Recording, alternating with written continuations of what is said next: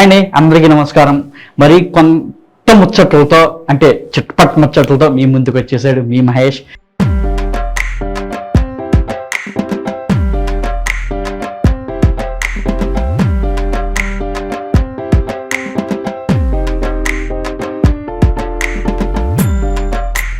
ఏం లేదండి, మన యుగకాలం అని చెప్పేసి మన నారా లోకేష్ గారు పాదయాత్ర చేస్తున్నారు కదా, అలాగే నెల్లూరు అలాగా తిరుగుతా మొత్తం ఆంధ్ర రాష్ట్రం మొత్తం ఆయన ఒక మామూలుగా లేదు ఆయన యుగకాలంలో. ఇప్పుడు ఆయన మన రాష్ట్ర ముఖ్యమంత్రి ఎవరంటే ఆంధ్ర రాష్ట్ర ముఖ్యమంత్రి ఎవరైనా కానీ, ఇప్పుడు ఆయన నాన్నగారు అయిన ముఖ్యమంత్రిగా చేసినప్పుడు కానీ, ఈయన ముఖ్యమంత్రి ఇప్పుడు మన జగన్మోహన్ రెడ్డి గారు ముఖ్యమంత్రిగా ఉన్నప్పుడు కానీ ఈయన ఒక మాట అనేసాడండి పుచ్చుకున్నా. ఏమాటండి? సైకో జగన్ అన్నాడు ఏంటండి? సైకో అంటే ఏంటండి? ఎవరినైనా సైకోతనంగా మర్డర్లు చేసినా లేకపోతే ఏదో ఇక సైకో, ఇది పెద్ద సైకో కూడా అంటాడు. అంటే ఎవడు మాట ఏంటాడు, పిచ్చి పిచ్చిగా ప్రవర్తిస్తూ ఉంటాడు. నిజంగా నాకు అదే అనిపిస్తుందండి. ఈయన అంత పెద్ద మాట ఎలాగ నీసాడా అని ఈయన నుంచి కొక్కు వేసుకుంటున్నాను నేను. మిమ్మల్ని ఒక మాట అడిగితే మీరు ఏదైనా మెసేజ్లో కామెంట్ పెడతారని నేను ఎదురు చూస్తున్నా, కానీ ఇది మాత్రం నాకు తెలియలేండి. ఆయన ఎందుకు అన్నాడు ఆ మాట? సైకో జగన్ అని ఎందుకు అన్నాడు? కానీ ఈయన మాత్రం అయితే జగన్ మీదకి ఆయన అందరికి 2 కాళ్ళు అయితే ఈ 3 కాళ్ళ మీద లేపుతున్నారండి. మామూలుగా లేపుతుందా?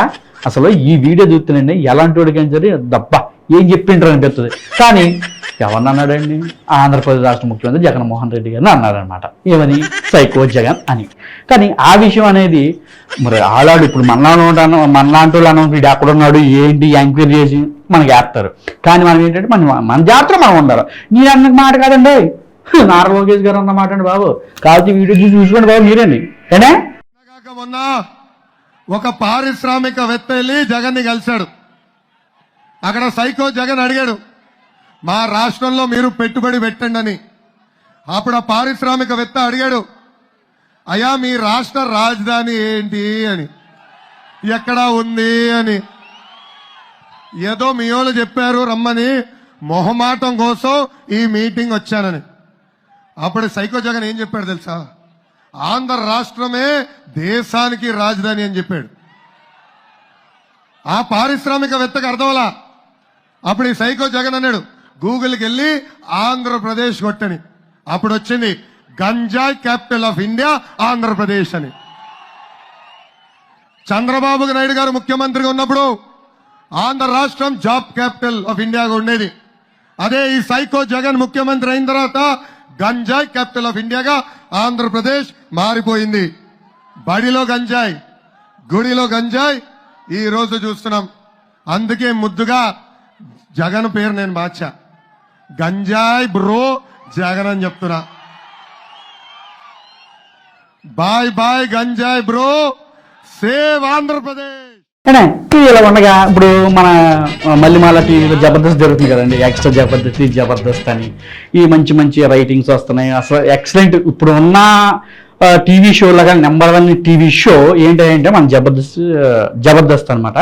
దీంట్లో ఒక షోలో ఏమైందంటే ఆటోమేటిక్గా సరదాగా ఎవరు ఏం చేసినా సరదా. ఇప్పుడు మన మల్లారెడ్డి గారు ఉన్నారు, నేను పువ్వులు అమ్మినా పాలు అమ్మినా బోర్వీళ్ళు వేసినా అని చెప్పేసి ఆయన కష్టాన్ని ఒక నవ్వుతూ సరదాగా అందరితో పంచుకున్నారు. అదే అలాగే మన పంచుకున్నప్పుడు ఏమవుద్దండి, అలాగే చూసిన వాళ్ళు కూడా నేను చాలా చేసినా నీ గురించి సైకిల్ దొరికినా, నీ గురించి పువ్వులు అమ్మినా, నీ గురించి అదేమినా అంటాం. అది కామన్ మ్యాటర్. అలాగే ఈ జబర్దస్త్లో ఏం జరిగిందంటే ఈ జగన్మోహన్ రెడ్డి గారు ఈ 2000 పింఛన్ గురించి దేని గురించి జరుగుతుందంట. గబుకురా వీళ్ళ మమ్మీ గారితో అదే మన ఎవరో అండి మన పేరు అయ్యి రావట్లేదు, బుల్లెట్ భాస్కర్. ఆ బుల్లెట్ భాస్కర్ గారు షో చేస్తుండగా వాళ్ళ అమ్మగారు పింఛని గురించో దేని గురించో మన జగన్మోహన్ రెడ్డి గారిని ఏదో అందని చెప్పేసి ఆయన చాలా బాధపడిపోతున్నారు. ఏమందో ఏంటో మనకైతే తెలియదు, కానీ షో చూస్తే తెలుస్తుంది. కానీ ఆయన మాత్రం వైఎస్ఆర్సీపీ నాయకులకు కానీ వైఎస్ఆర్సీపీ కార్యకర్తలకు కానీ అలాగే ఆ రాష్ట్ర ముఖ్యమంత్రికి కానీ నా వల్ల ఏ తప్పలేదని ఏదో శాంపుల్గా వచ్చేసింది బయటికి, నన్ను క్షమించండి అన్నట్టు ఆయన మాట్లాడుతున్నారు. ఒకసారి అయితే ఆ వీడియో చూసేద్దాం, అసలు ఏం జరిగింది ఏంటనేది మనకైతే తెలియదు. ఒకసారి అయితే ఆ వీడియో అయితే మనం చూసేద్దామండి.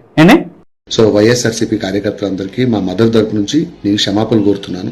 అది ఫ్లోలో అన్న పదమే తప్ప గవర్నమెంట్ కానీ అలాంటి పదాలు ఎక్కడ వాడటం జరగలేదు, నార్మల్గా అన్న పదం.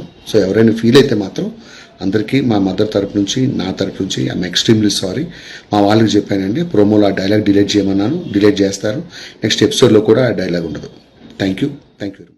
అలాగే ఇప్పుడు మన రామ్ చరణ్ గారి త్రిబుల్ ఎన్టీఆర్ గారు కానీ మన రామ్ చరణ్ గారు కానీ బాగా ఒక రేంజ్తో సాధారణంగా ఈ తెలుగు వాళ్ళు దెబ్బేంటర్ అనేది మొత్తం ఆల్ వరల్డ్ చూపించారు. అంటే తెలుగు వాళ్ళు అంటే ఇలా కూడా ఉంటుందా అని, అది ఆనాడు ఎన్టీ రామారావు గారు అన్న తెలుగు జాతి అనేది అన్ని చూపించారు. అలాగే వీళ్ళిద్దరు కలిసి ఎన్టీఆర్ రామ్ చరణ్ గారు కలిసి తెలుగు దెబ్బేంటో చూపించారు.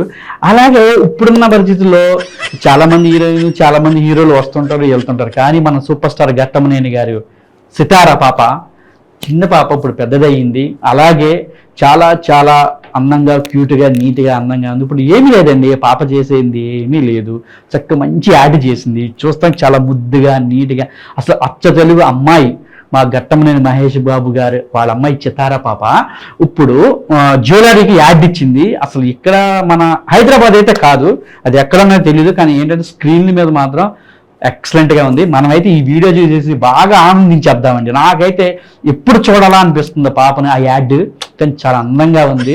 ముత్తైదు అంటే అనకూడదు మనం, ముత్తైదు తల్లి అని చిన్ని పాప చాలా అందంగా ఉంది. ఒకసారి అయితే ఈ వీడియో చూసేద్దామండి మనం. ఏనే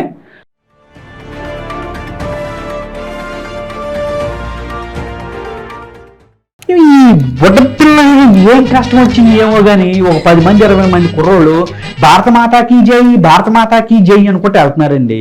అసలు ఏం జరిగిందో ఏమో అనేది ఏం తెలీదు, కానీ ఆ మ్యాటర్ ఏంటనేది అంటే ఇప్పుడు పెద్దోళ్ళ నుంచి నడిపించారా లేకపోతే వీళ్ళు కావాలి అంటే ఒక్కొక్కరు ఇప్పుడు స్కూల్లో అంటే వందే మాత్రం అంటే మన స్వాతంత్రం వచ్చిన ఆగస్టు 15 రోజు టీచర్స్ అందరూ ఏం చేస్తారంటే పిల్లలందరినీ లైన్గా తీసుకెళ్ళి భారత మాతాకి జై అని చెప్పి ఒక ఊరు మొత్తం కానీ ఒక స్కూల్ రౌండ్లో కానీ అలాగే ఒక రౌండ్ వేసి తీసుకొచ్చి చాక్లెట్లు బిస్కెట్ ఇచ్చి పంపించేస్తారు.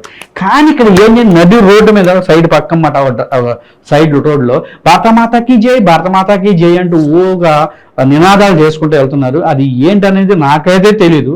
మీరు ఈ వీడియో చూసి ఏంటనేది అది మీరే చెప్పాలి కామెంట్స్ ద్వారా. ఏనే ఒకసారి అయితే ఈ వీడియో అయితే మనం చూసేద్దాం. ఏనే